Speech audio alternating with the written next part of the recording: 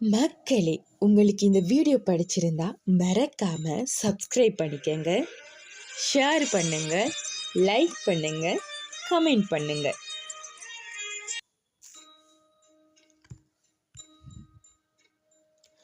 ஒரு ஆடம்பரமான கார் வந்து நிற்கிறது.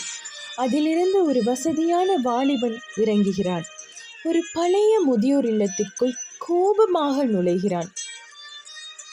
அப்பாவுக்கு வயதானதும் அவரை சுமையாக நினைச்சு ஒரு முதியோர் இல்லத்தில் சேர்த்துட்டான் அந்த மகன்.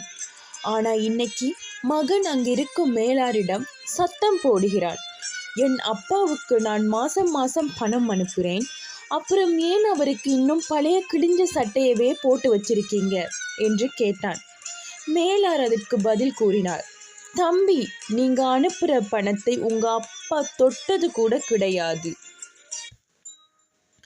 அதை அப்படியே ஒரு பேங்க் அக்கவுண்ட்ல சேர்த்து வச்சிருக்காரு.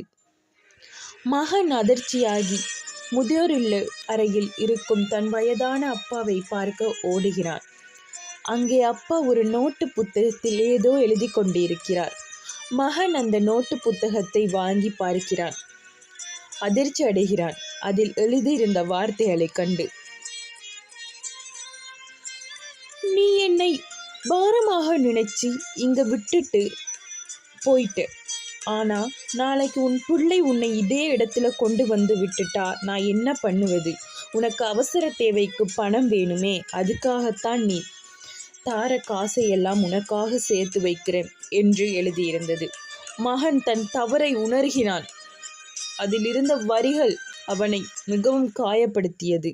அப்பாவின் கைகளை பிடித்து மன்னிப்பு கேட்டு, அப்பா, என்னை மன்னித்து விடுங்கள், நான் ஏதோ தெரியாமல் செய்துவிட்டேன் என்று கூறிவிட்டு தன் அப்பாவை அவனது வீட்டிற்கு அழைத்து செல்கிறார். பெற்றோர்கள் நம்மை வளர்க்கும் போது சுமையாக நினைப்பதில்லை. அவர்கள் வயதாகும் போது நாமும் அவர்களை சுமையாக நினைக்க கூடாது. நாம் உதைப்பதே நாளை நமக்கு அறுவடையாகும்.